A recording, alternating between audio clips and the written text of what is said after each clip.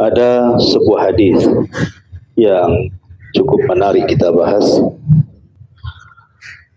Hadis ini bicara tentang akhir zaman. Hadis ini dari sahabat Abu Hurairah radhiyallahu anhu. Nabi sallallahu alaihi wasallam bersabda, "La taqumus sa'ah hatta yaqbidal ilmu wa taqsura al-zalazilu wa yataqarabu az-zaman wa yaqsuru al-haraj." Qila ya Rasulullah wa mal haraj? Qala al-qatlu al-qatlu. Dari Abu Hurairah radhiyallahu an, Nabi SAW mengatakan, kiamat tidak akan bangkit sampai diangkatnya ilmu dan tersebarnya kejahilan. Kemudian akan banyak gempa di mana-mana dan akan berdekatan waktu. Dalam riwayat berdekatan pasar. Kemudian akan terjadi banyak al-haraj. Kemudian Rasul ditanya, apa itu haraj, wahai Rasul? Maka Rasul mengatakan, pembunuhan demi pembunuhan. Tentu Nabi SAW ketika bicara seperti ini bukan bicara dengan hawa nafsunya. Nabi itu bicara dengan wahyu. Dan apa yang disabdakan Rasul 14 abad yang silam itu sudah menjadi sebuah kenyataan hari ini kan. Di mana tidak mungkin terjadi kiamat sampai diangkatnya ilmu dan disebarnya kejahilan. Dan ini kita bisa rasakan. Tentu diangkatnya ilmu itu bukan berarti ilmunya diangkat ke langit, tidak. Tetapi dengan cara diwafatkan satu persatu para ulama. Dengan banyaknya para ulama yang wafat, ulama-ulama yang kaliber-kaliber dunia ataupun mungkin di negeri kita nasional, itu tanda bahwa ilmu itu dicabut. Dan ketika ilmu dicabut dengan meninggalnya para ulama, maka tersebarlah kejahilan. Kalau seandainya ada presiden meninggal, besok sudah dilantik tuh wakilnya. Kalau ada pengusaha mati, besok ada pengusaha yang jauh lebih kaya darinya. Boleh jadi sudah ditunggu-tunggu kapan dia mati, karena saingannya mungkin. Kalau seorang pejabat meninggal, sebentar saja dapat penggantinya. Tetapi kalau ulama yang meninggal, itu tidak akan ada gantinya. Makanya kenapa Rasul mengatakan mautul alim musibatun la tujbar. Kematian seorang alim itu musibah yang tidak bisa tergantikan. Contoh yang mudah saja, ketika ulama madhab Abu Hanifah meninggal, tidak ada yang bisa menggantikan Abu Hanifah. Imam Ahmad meninggal, tidak ada yang bisa menggantikan Imam Ahmad. Imam Malik meninggal, tidak ada yang bisa menggantikan Imam Malik. Imam Syafi'i meninggal, tidak ada yang bisa menggantikan Imam Syafi'i, dan begitu seterusnya. Ya. Jadi ulama itu kalau sudah meninggal, itu susah cari penggantinya. Walaupun ada penggantinya, ilmunya tentu jauh di bawahnya. Dan itu pertanda kalau sudah banyak meninggal para ulama, para da'i, maka tentu sudah sedikit yang akan memberikan peringatan kepada manusia. Ketika sedikit tersebarlah kejahilan di mana-mana. Dan kejahilan itu adalah akar dari kerusakan. Terjadinya syirik, penyimpangan sunnah, maksiat itu kan akibat jahil. Ya, kalau berilmu tidak mungkin melakukannya. Makanya di zaman Nabi SAW ketika terjadi perang Hunain. Perang Hunain itu perang pasca langsung setelah Fathu Mekah. Jadi pembebasan kota Mekah. Tiba-tiba kabilah-kabilah besar tidak setuju. Mereka mempersiapkan pasukan 30.000 pasukan, sementara Rasul membawa 10.000 pasukan saja. Karena bagi orang Islam 10.000 itu sudah banyak.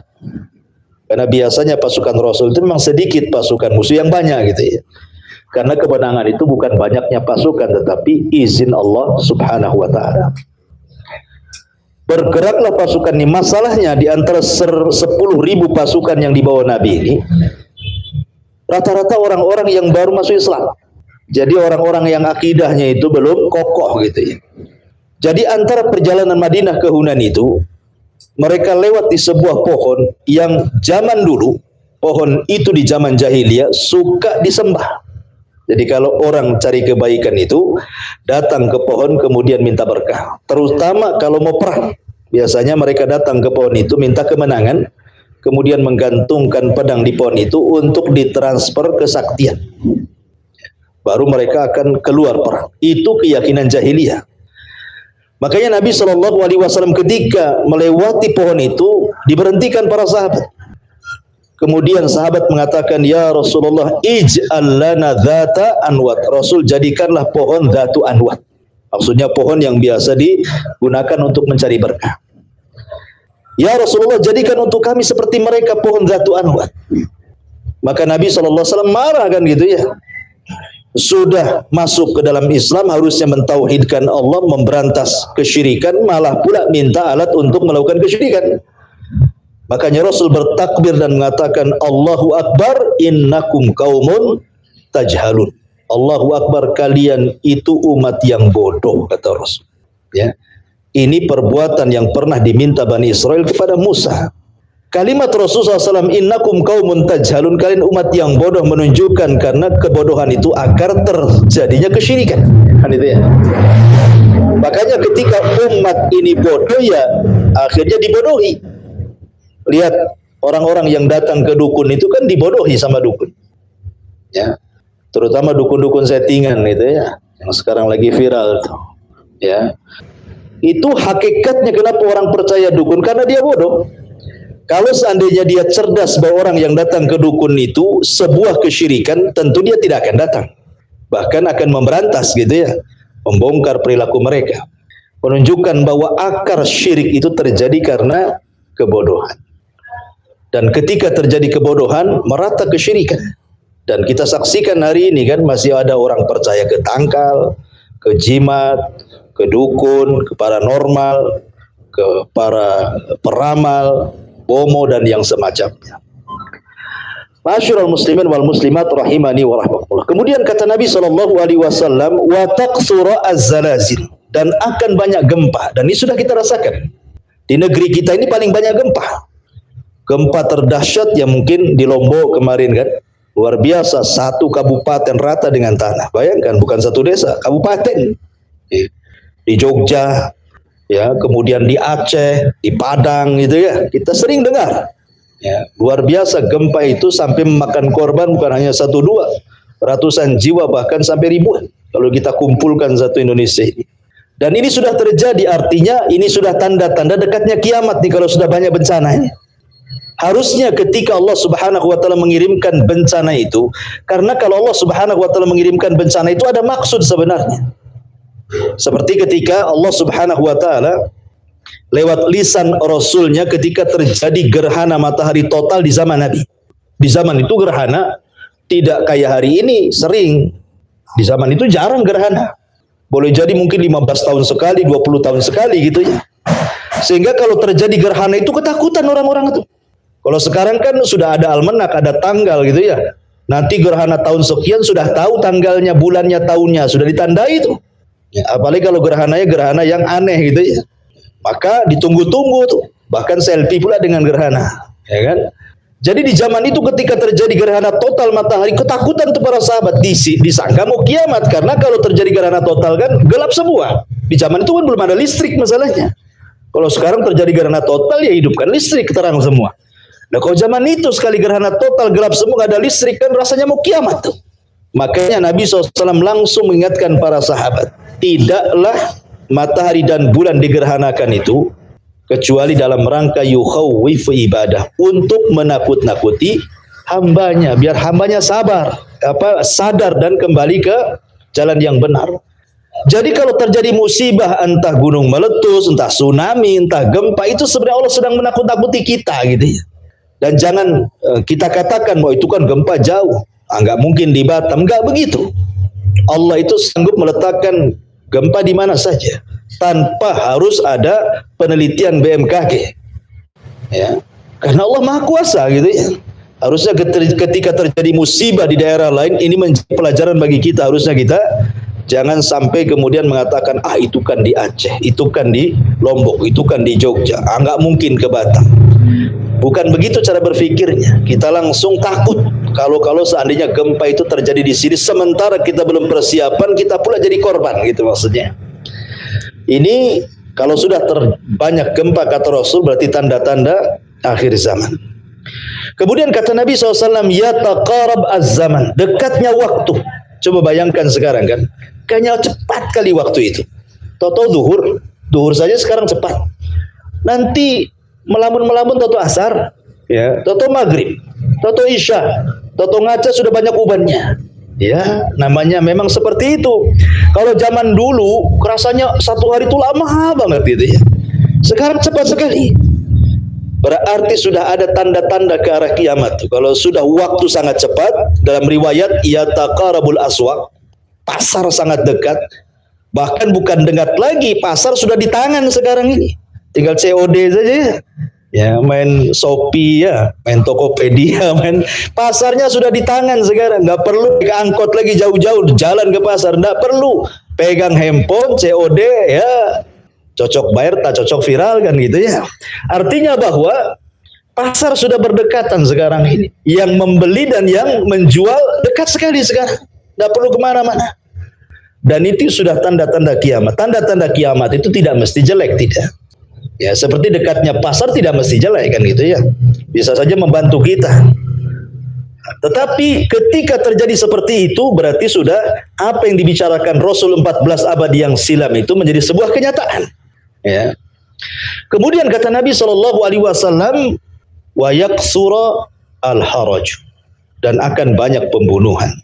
Dan Nabi SAW sampai mengatakan dalam sebuah hadis, kelak di akhir zaman itu ada seseorang yang membunuh seorang muslim, tetapi yang membunuh ini la yadri fima qatal wal maqtulu la yadri fima qutil.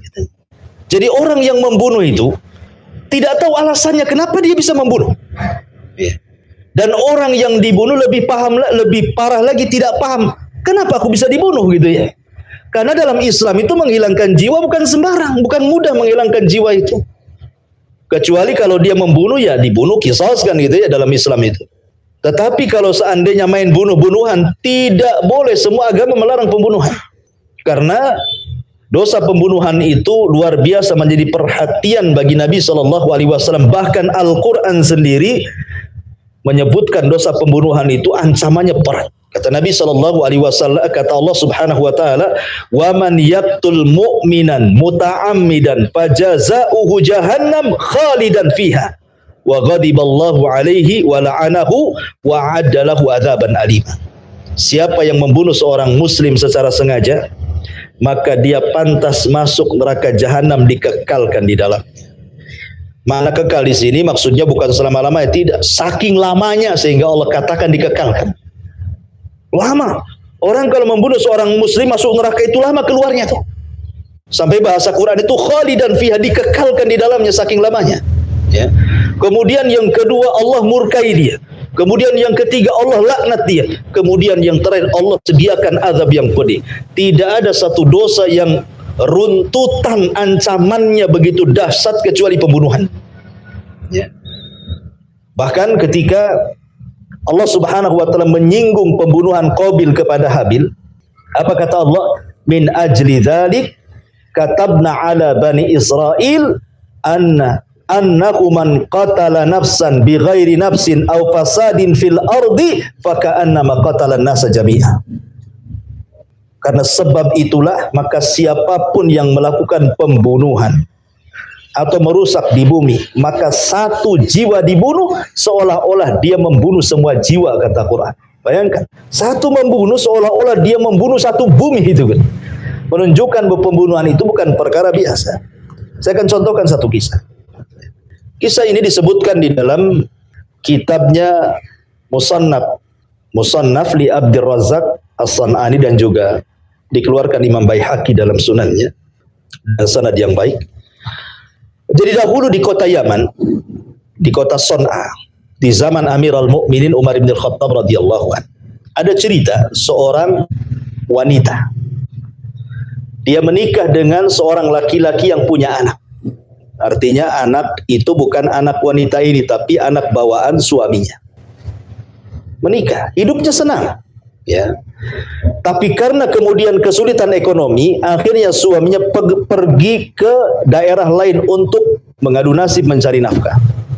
Karena lamanya kesepianlah wanita ini, istrinya. Akhirnya selingkuh dengan laki-laki lain.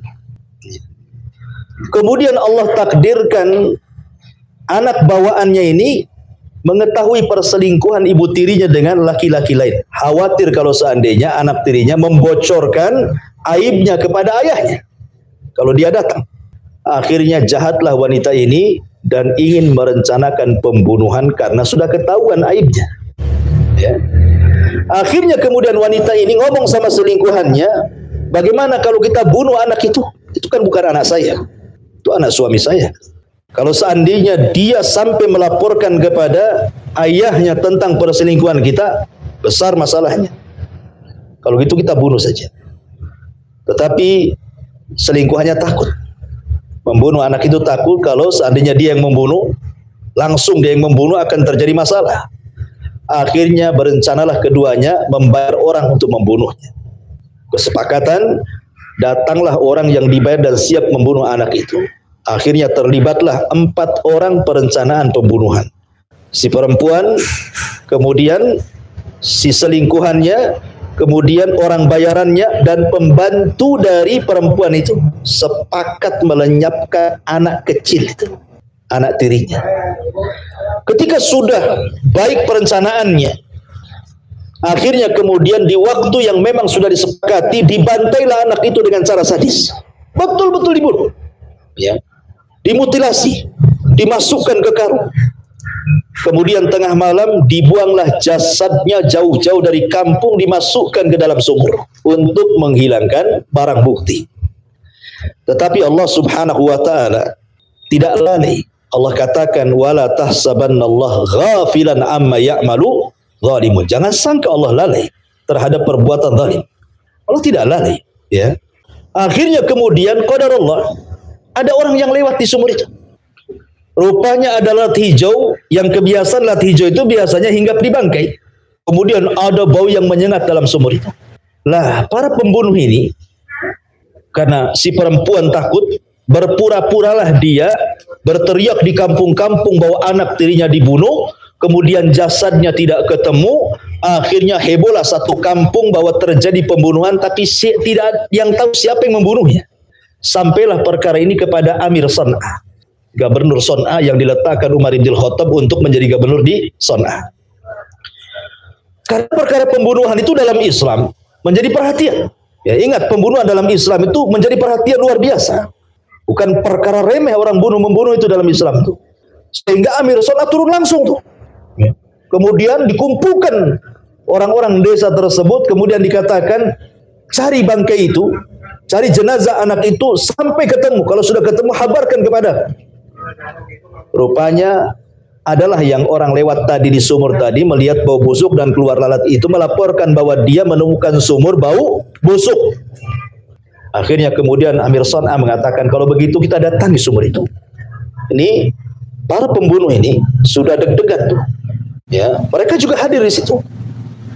Akhirnya kata Amir Son'a mengatakan, ambilkan tali, masuklah salah seorang ke dalam sumur itu. Nih pembunuh ini, selingkuhannya ini dari wanita tersebut, karena takut ketahuan, dia mengatakan biar aku yang turun. Akhirnya dia turun ke bawah sumur, kemudian dia dapati orang yang dia bunuh anak itu, kemudian pura-pura dimasukkan ke lubang kecil dalam sumur. Kemudian dia naik lagi dan berdusta bahwa tidak ada apa-apa di sumur itu. Berdusta dia, menghilangkan bukti. Tetapi kemudian orang yang menemukan sumur tidak yakin, karena dia sangat yakin bau sekali menyengat. Kayaknya ada bangkai di bawah tuh. Akhirnya dia minta kepada penguasa Son'a, mengatakan, wahai khalifah, biar aku yang turun. Biar aku turun sekali lagi memeriksa, betul nggak di bawah itu ada jenazah atau tidak. Akhirnya dia turun ke bawah tuh. Rupanya Allah takdirkan ketahuan. yang disembunyikan di lubang kecil itu ketahuan, kemudian diangkat ke atas, rupanya betul jasad anak yang dibunuh itu. Akhirnya kemudian sang pemimpin Son'a, gubernur Son'a ini membuat tim untuk menyelidiki siapa pembunuhnya. Singkat cerita, akhirnya tersingkap siapa pembunuhnya. Rupanya yang membunuh siapa? Wanita tersebut, selingkuhannya, dan orang bayaran serta pembantunya. 4 orang berserikat untuk membunuh. Kasus ini sampai kepada Umar bin Khattab yang ada di kota Madinah. Ya. Akhirnya Umar bin Khattab mengirim surat kepada gubernur, isinya dia katakan, "Lau syaraka ahlul Yaman," kalau seandainya lau syaraka ahlu Son'a, kalau semua ahli Son'a, penduduk Son'a itu bersyirikat, bersepakat untuk membunuh anak itu, laqataltuhum, aku akan bunuh semua satu Son'a, katanya.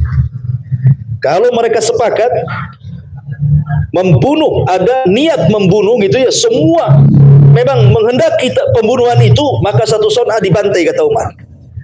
Menunjukkan kenapa Umar sampai keras mengatakan seperti itu. Dalam Islam itu yang dihukum mati bukan hanya eksekutor pembunuh, ya, tapi siapapun dalang yang terlibat dalam pembunuhan itu, mau dia yang membunuh, mau dia yang tidak membunuh, mau dia hanya sekedar merencanakan saja, dalam Islam semua sama, harus dibunuh. Ya. Dalam Islam itu tidak kira, ya oh saya nggak membunuh, tapi Anda ikut merencanakan, Anda juga dibunuh. Dan ingat, pembunuhan dalam kisos itu bukan seperti orang murtad dalam Islam harus dipenggal, dipancung gitu ya. Tidak. Kisos dalam pembunuhan itu dibunuhnya sebagaimana dia membunuh. Kalau sebelum dibunuh dia cangkul kepalanya, cangkulnya lagi kepalanya, gitu maksud. Kalau sebelum dibunuh dia congkel matanya, congkel juga matanya, gitu maksudnya. Sampai persis sebagaimana dia membunuh, begitulah kisos dilakukan. Nah, kisos itu membunuhnya beda dengan cara hukuman bunuh yang lainnya. Ya, dia harus dibunuh persis sebagaimana dia membunuh. Sebagaimana ketika di zaman Rasul terjadi pembunuhan. Jadi datanglah orang-orang Oraniun, ada yang sakit di antara mereka, datang kepada Nabi, minta diobati. Orang-orang Oraniun, orang-orang musyrik ini datang kepada Rasul. Mereka mengatakan, "Ya Rasulullah, di antara kita ada yang sakit, bisa nggak diobati?" Maka Nabi SAW kemudian ke belakang mengambil kencingnya unta, kemudian disuruh minum, sembuh pula, kan itu. Makanya kencing unta itu obat. Ya. Kencing unta itu obat. Kalau kita minum kencing unta, sembuh. Nah, kalau kita minum kencing orang, ya matilah. Nah, jadi kencing unta itu, kalau umroh, biasanya di peternakan unta itu dijual pakai botol aqua itu kuning-kuning. Itu jus sirup tuh, itu kencing unta. Ya. Tapi baunya luar biasa, tapi obat. Rupanya setelah diberikan obat dan sembuh, mereka pun pulang. Kemudian rupanya mereka berbuat jahat kepada seorang petani, dibunuh, dirampas kemudian hartanya, ketahuan oleh Nabi. Maka oleh Nabi SAW disuruh dibunuh semuanya, baik pelaku yang membunuh atau yang ikut terlibat di situ dalam pembunuhan, dibunuh semuanya.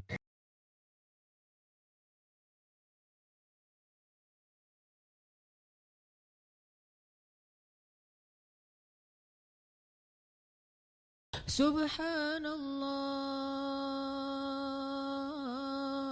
walhamdulillah wa la ilaha illallah wallahu akbar. Subhanallah